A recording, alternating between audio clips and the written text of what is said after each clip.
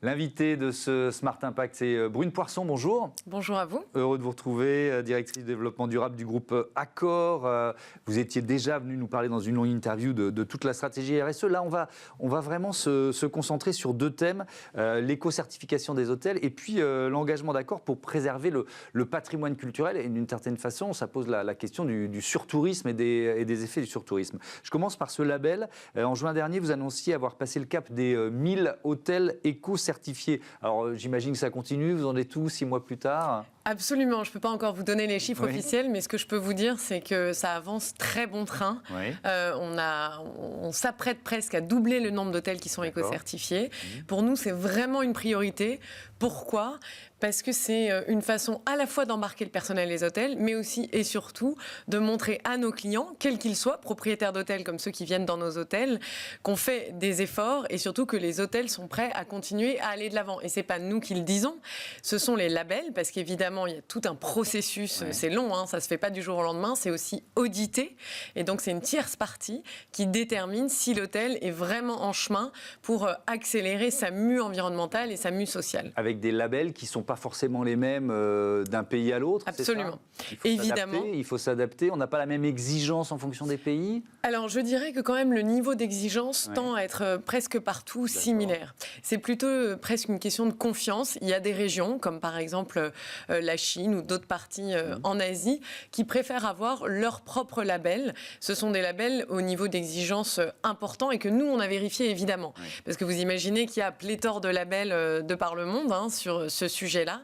Mais nous avons fait une sélection extrêmement fine et précise pour ne travailler qu'avec quelques-uns. Et normalement, ce sont des labels internationaux pour qu'ils puissent être compris et reconnus par l'ensemble de nos clients, où qu'ils soient, c'est le principe. Mais évidemment, il y a certaines régions qui tiennent à un label plus qu'à un autre. Et à condition qu'ils passent par les fourches codines de notre niveau d'exigence, à ce moment-là, on les accepte. Donc, si j'ai bien compris, vous allez vers les 2000 hôtels certifiés. Ce qui représente quoi ? J'ai pas bien travaillé, j'ai pas vérifié. C'est combien d'hôtels dans le monde, le groupe Accor ? Alors d'abord, le groupe Accor, c'est 5700 hôtels dans le monde. On en ouvre, on pourrait dire pour simplifier, un hôtel par jour.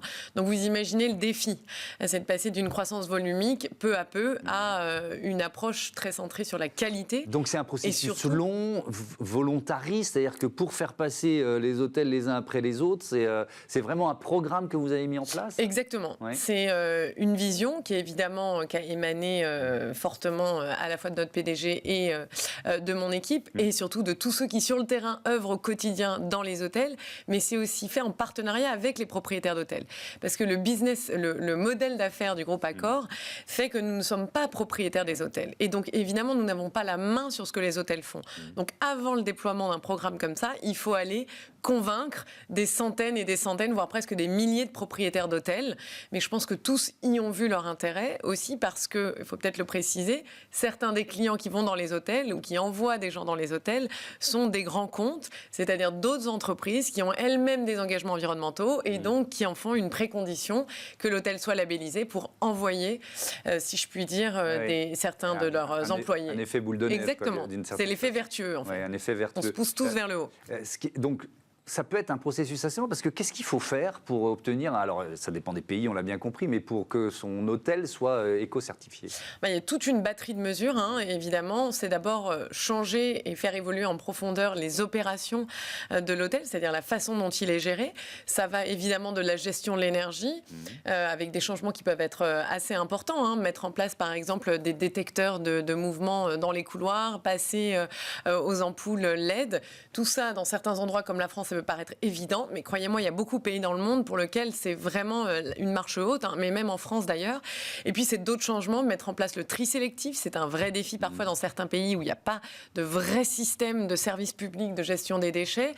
Lutter aussi contre le gaspillage alimentaire, parce que dans un hôtel, plus de la moitié des déchets, c'est des déchets alimentaires. Et puis, c'est aussi faire évoluer certaines pratiques sociales. Bref, c'est tout un ensemble très cohérent. L'économie d'eau aussi, c'est absolument, tout à fait. Installer des mousseurs, par exemple, sur les robinets. Et puis après, tout ça, en fait, toutes ces mesures-là préparent des changements encore plus profond au sein de l'hôtel qui exige parfois des investissements extrêmement importants de plusieurs millions d'euros. C'est la question que j'allais vous poser parce que vous n'êtes pas propriétaire, non. Ça coûte de l'argent aux propriétaires, donc vous les accompagnez, comment ça s'est mis en place? Exactement, on les accompagne de plusieurs façons, soit d'abord... parfois, ce n'est pas forcément le cas en France, mais parfois pour les sensibiliser tout simplement au sujet, c'est la première marche. Former, si je puis dire, et je le dis sans paternalisme, former nos propriétaires d'hôtels pour qu'ils en apprennent plus sur la nécessité de se mobiliser sur le réchauffement climatique. Ensuite, les aiguiller vers les bons labels, ceux qui sont sérieux, qui ne sont pas du greenwashing. Puis ensuite, accompagner toutes les équipes dans l'hôtel, parce qu'il y a beaucoup d'hôtels dans lesquels ce ne sont pas directement des employés Accor. Et puis ensuite, les préparer à la labellisation. Et une fois qu'on est labellisé, évidemment, il faut remettre l'ouvrage sur le métier, si je puis dire, puisque c'est parfois des certifications qui doivent être renouvelées, soit toutes les années, soit tous les 3 ans à minima.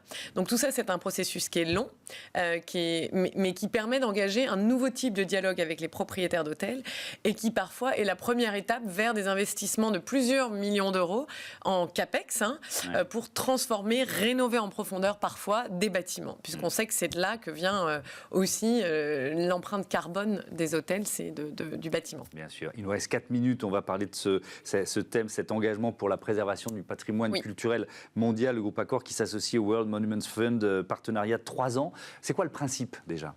Le principe, c'est de travailler pour développer un type de tourisme qui est différent et qui s'inscrit par le biais d'un vrai partenariat au sein des communautés, parfois hors des chantiers battus, et qui vise vraiment à permettre à des lieux exceptionnels qui sont en train de disparaître, qui font parfois partie de l'identité première d'un peuple, d'une communauté, de les rénover, de les restaurer en partenariat à l'écoute des communautés locales. Et ça, c'est extrêmement important. Quand vous regardez les chiffres, il y a 95% de la population qui voyage, qui va dans les mêmes 5% des endroits dans le monde. C'est ce qu'on appelle le surtourisme. Alors évidemment, avec un partenariat comme ça, on ne va pas régler ce problème.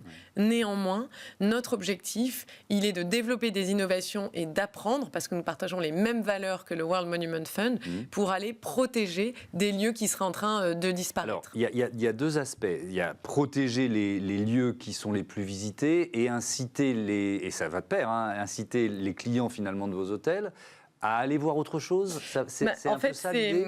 Évidemment, c'est généralement les lieux qui sont extrêmement visités. Évidemment, ils sont à risque, mais comme ils sont très visités, ils reçoivent parfois, je ne dis pas que c'est le cas pour tous, mais ils reçoivent parfois suffisamment, ou en tout cas un nombre important de ressources. En revanche, autour, soit dans les campagnes alentours, soit dans d'autres parties du territoire, il y a des lieux qui vraiment tombent quelque part en ruine. Soit parce que rénovons-les pour que les gens aient envie d'aller les voir. Je comprends. Et c'est pas que pour que les gens aient envie d'aller les voir. C'est aussi pour s'assurer que les communautés, elles restent ancrées sur leur territoire, elles préservent leur identité. Donc, l'objectif, il n'est pas que de redistribuer vraiment des flux. Au contraire, il est de permettre à cette diversité culturelle et quelque part aussi de contribuer à la lutte contre la standardisation quelque part du monde. Ouais. Mais sur ce phénomène de surtourisme, mécaniquement, un groupe hôtelier aussi puissant qu'Accor, il participe. Vous voyez ce que je veux dire ? Si vous avez un hôtel pas loin du Mont-Saint-Michel, les gens qui viennent dans votre hôtel, ils vont voir le Mont-Saint-Michel et il y aura toujours cette foule de plus en plus compliquée à gérer autour du Mont-Saint-Michel. C'est une question d'équilibre. C'est pour ça qu'on travaille beaucoup avec les autorités locales. Et quand je dis c'est une question d'équilibre, parce que c'est toujours la même chose. Vous savez, il y a des pays dans lesquels le tourisme, c'est 70% de la richesse qui est produite, du PIB d'un pays. Donc dans ces cas-là, et on le voit, c'est très souvent le cas, le tourisme apporte beaucoup de ressources locales qui permettent de préserver. La question, c'est quel équilibre, pour quel équilibre, et donc comment est-ce qu'on met en place, comment est-ce qu'on travaille avec les autorités locales pour répartir les flux, par exemple, de façon beaucoup plus harmonisée. Et ça, Accor seul ne peut pas résoudre ce problème-là.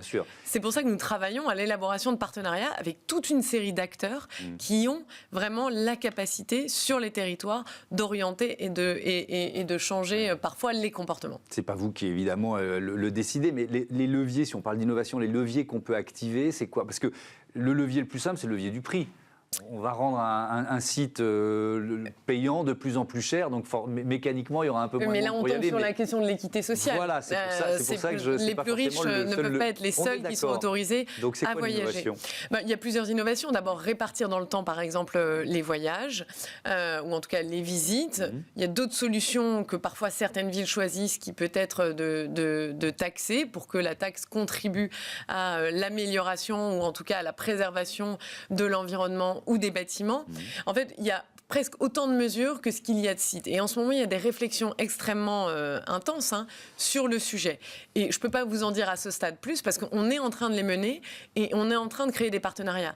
Mais quand je vous dis on est en train, on a déjà des preuves très concrètes. Le partenariat avec le World Monument Fund, nous sommes la première entreprise de l'hôtellerie à avoir signé un tel partenariat et à s'engager vraiment dans cette direction-là. Donc pour nous, on n'a pas une approche passive. Beaucoup d'autres entreprises ont tendance à dire, et ça c'est la responsabilité des autorités locales, nous on veut travailler et y travailler main dans la main et bénéficier de l'innovation et aussi qui émane de certains acteurs comme le World Monument Fund. Et c'est combien d'argent, par exemple?